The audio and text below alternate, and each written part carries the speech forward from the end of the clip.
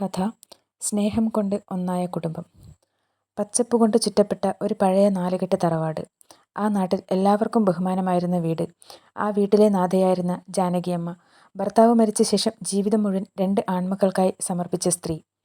മൂത്ത മകൻ ഹരിയും ഇളയ മകൻ കിരണും ആയിരുന്നു ജാനകിയമ്മയുടെ ലോകം. കഷ്ടപ്പെട്ട് കൃഷി ചെയ്ത് ആഭരണങ്ങൾ വരെ വിറ്റ് അവരെ പഠിപ്പിച്ചു.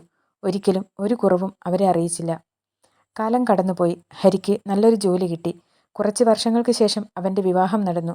വീട്ടിലേക്ക് വന്നത് മീന എന്ന പെൺകുട്ടി. മീന ജാനകിയമ്മയെ സ്വന്തം അമ്മയെപ്പോലെ സ്നേഹിച്ചു. രാവിലെ എഴുന്നേറ്റാൽ ആദ്യം അമ്മയ്ക്ക് ചായ കൊടുക്കും. വീട്ടിലെ എല്ലാ കാര്യങ്ങളും അമ്മയോട് ചോദിച്ചേ ചെയ്യൂ. ജാനകിയമ്മ പലപ്പോഴും നാട്ടുകാരോട് പറയും, എനിക്ക് ഒരു മകളില്ലെന്നുള്ള വിഷമമുണ്ടായിരുന്നു.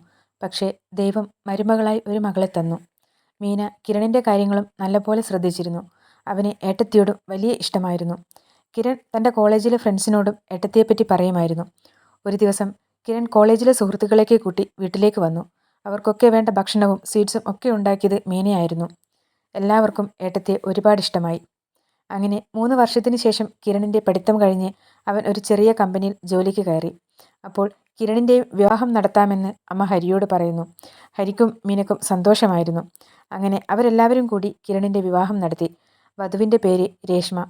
അവൾ സാമ്പത്തികമായി ഉയർന്ന കുടുംബത്തിലുള്ള കുട്ടിയായിരുന്നു.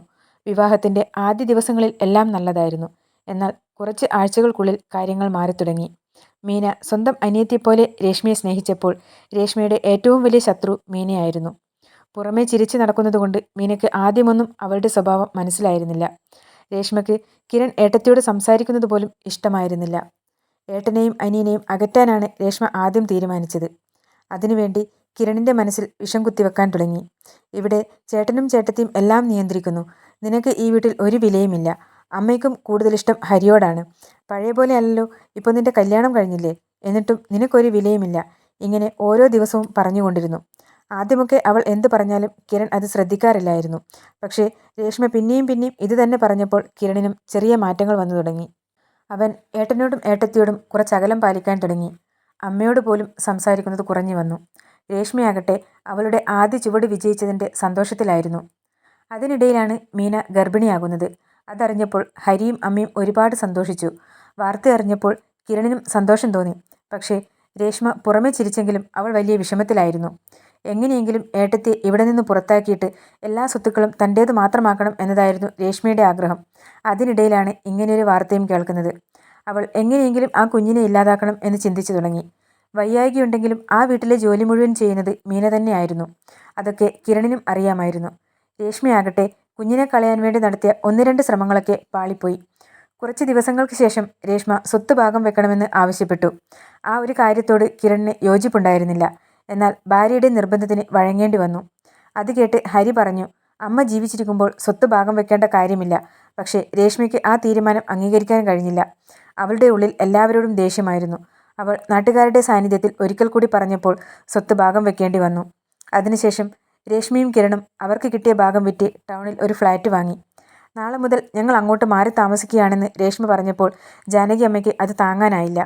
എൻ്റെ മരണം വരെ എൻ്റെ 2 മക്കളും ഈ വീട്ടിൽ തന്നെ വേണമെന്ന എൻ്റെ ആഗ്രഹം നടക്കില്ലല്ലോ എന്നോർത്ത് അവർ ആരും കാണാതെ ഒരുപാട് കരഞ്ഞു. പക്ഷേ അത് മീന കാണുന്നുണ്ടായിരുന്നു. മീന അമ്മയെ ചേർത്ത് പിടിച്ച് സമാധാനിപ്പിച്ചു. നമ്മുടെ വീട്ടിലെ നഷ്ടപ്പെട്ടു പോയ ആ സന്തോഷം ഒരു നാൾ തിരികെ വരും എന്ന് മീന പറഞ്ഞപ്പോൾ അമ്മ മീനയെ കെട്ടിപ്പിടിച്ചു.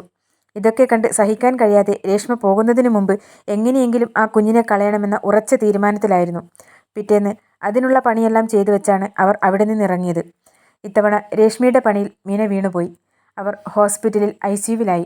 മീനയ്ക്കും കുഞ്ഞിനും ഒരാപത്തും വരാതിരിക്കാൻ ഹരിയും അമ്മയും ICUവിന് പുറത്ത് കരഞ്ഞ് പ്രാർത്ഥിച്ചുകൊണ്ടിരുന്നു. വിവരമറിഞ്ഞ് കിരണും അവിടെ എത്തി. അവനും സങ്കടമുണ്ടായിരുന്നു. രേഷ്മ ഹോസ്പിറ്റലിലേക്ക് വന്നില്ല. തൻ്റെ പദ്ധതി വിജയിച്ചതിൻ്റെ സന്തോഷത്തിലായിരുന്നു അവൾ. എന്നാൽ ഹരിയുടെയും അമ്മയുടെയും പ്രാർത്ഥന ദൈവം കേട്ടു. മീനയെ നോക്കിയ ഡോക്ടർ പുറത്തു വന്ന് പറഞ്ഞു, കൃത്യസമയത്ത് ഹോസ്പിറ്റലിൽ എത്തിച്ചതുകൊണ്ട് അമ്മയ്ക്കും കുഞ്ഞിനും ഒരാപത്തും സംഭവിച്ചിട്ടില്ല. അത് കേട്ടപ്പോൾ അമ്മയ്ക്കും ഹരിക്കും സന്തോഷമായി. കിരണും സന്തോഷിച്ചു. പിന്നെ ഹരിയും അമ്മയും ICUവിൽ കയറി മീനയെ കണ്ട് സംസാരിച്ചു. എനിക്ക് കുഴപ്പമൊന്നുമില്ലമ്മേ, ദൈവം നമ്മുടെ കൂടെയുണ്ട്. ഹരിയേട്ടനും അമ്മയും വിഷമിക്കണ്ട എന്ന് അവൾ പറഞ്ഞു. അതിനുശേഷം ഹരിയേട്ട കിരണിനോട് പറഞ്ഞില്ലേ, അവൻ വന്നില്ലേ എന്ന് അവൾ ചോദിച്ചു. കിരൺ പുറത്തുണ്ട്, അവനോട് ഇങ്ങോട്ട് വരാൻ പറയാമെന്ന് പറഞ്ഞ് അമ്മയും ഹരിയും പുറത്തേക്ക് പോയി. ശേഷം കിരൺ ഏട്ടത്തിയെ കാണാൻ ICUവിലേക്ക് കയറി. ഏട്ടത്തിയെന്ന് അവൻ വിളിച്ചപ്പോൾ അവളുടെ കണ്ണ് നിറഞ്ഞിരുന്നു. ഞാൻ നിന്നോട് എന്ത് തെറ്റാണ് ചെയ്തത് കിരൺ? നീ നിന്റെ ഭാര്യയുടെ വാക്ക് കേട്ട് അമ്മയെയും ഏട്ടനെയും ഒക്കെ വിട്ട് അവിടെ നിന്നിറങ്ങി. പിന്നെ ഞാൻ ഇന്ന് ഈ ഹോസ്പിറ്റലിലാകാൻ കാരണം ആരാണെന്ന് നിനക്കറിയോ? അതിന് കാരണം നിന്റെ ഭാര്യ രേഷ്മയാ. അവൾ ഇതിനു മുമ്പ് എൻ്റെ കുഞ്ഞിനെ ഇല്ലാതാക്കാൻ ശ്രമിച്ചിരുന്നു. പക്ഷേ ഞാനത് മനസ്സിലാക്കിയത് കൊണ്ട് അവളുടെ ശ്രമം നടന്നില്ല. പക്ഷേ ഇത് പ്രതീക്ഷിക്കാത്ത സമയത്തായിപ്പോയി. എന്നാലും ദൈവം നമ്മുടെ കൂടെയുണ്ട്. അവൾ അത്രയും പറഞ്ഞപ്പോൾ കിരണിൻ്റെ കണ്ണിൽ നിന്നും കണ്ണുനീർ ഒഴുകുന്നുണ്ടായിരുന്നു. ഏട്ടത്തി പറയുന്നത് സത്യമാണോ? എനിക്കിതൊന്നും വിശ്വസിക്കാൻ കഴിയുന്നില്ല എന്ന് കിരൺ പറഞ്ഞപ്പോൾ, ഞാൻ ഹരിയേട്ടനോടും അമ്മയോടും ഈ കാര്യങ്ങളൊന്നും പറഞ്ഞിട്ടില്ല. അതുകൊണ്ട് അവരുടെ മുന്നിൽ പോകാൻ നിനക്ക് വിഷമമൊന്നും വേണ്ട. പക്ഷേ നിന്റെ ഭാര്യയെ നീ സൂക്ഷിക്കണം. അവൾക്ക് സ്വത്തിനോടും പണത്തിനോടും മാത്രമാണ് താല്പര്യം. ഏട്ടത്തി ഇത്രയും പറഞ്ഞപ്പോൾ കിരണിന് ദേഷ്യവും സങ്കടവും അടക്കാനായില്ല. അവൻ അവിടെ നിന്നും നേരെ ഫ്ലാറ്റിലേക്ക് പോയി. അവിടെ രേഷ്മയാണെങ്കിൽ തൻ്റെ പദ്ധതി വിജയിച്ചെന്ന പ്രതീക്ഷയിൽ സുഹൃത്തുക്കളൊക്കെ ഫ്ലാറ്റിലേക്ക് വിളിച്ചു വരുത്തി പുറത്തുനിന്ന് ഫുഡൊക്കെ ഓർഡർ ചെയ്ത് വരുത്തിച്ച് കഴിക്കുകയും അവിടെ വലിയ കളിയും ചിരിയും ബഹളവുമായിരുന്നു. അത് കണ്ടുകൊണ്ടാണ് കിരൺ അവിടേക്കെത്തുന്നത്. പ്രതീക്ഷിക്കാത്ത നേരത്ത് കിരണിനെ കണ്ട രേഷ്മ ഒന്ന് പതറി. കിരൺ ഓഫീസിലേക്ക് പോയതാണെന്നാണ് രേഷ്മ കരുതിയത്. കിരൺ എന്താ ഇപ്പോൾ ഇവിടെ എന്ന് രേഷ്മ ചോദിച്ചതും കിരൺ ബഹളം വെക്കാൻ തുടങ്ങി. നീ എന്താ കരുതിയത്? നിന്റെ പ്ലാനൊക്കെ സക്സസ് ആയെന്നോ? അതിൻ്റെ ആഘോഷമാണോ ഇവിടെ നടക്കുന്നത്? കിരൺ ഒച്ചവെക്കാൻ തുടങ്ങിയതോടെ സുഹൃത്തുക്കളൊക്കെ അവിടെ നിന്ന് പോയി. കിരൺ തുടർന്നു. എന്നാൽ നീ അധികം സന്തോഷിക്കണ്ട. ഞാൻ ഹോസ്പിറ്റലിൽ പോയിരുന്നു. ഏട്ടത്തിക്കും കുഞ്ഞിനും ഒരു കുഴപ്പവുമില്ല.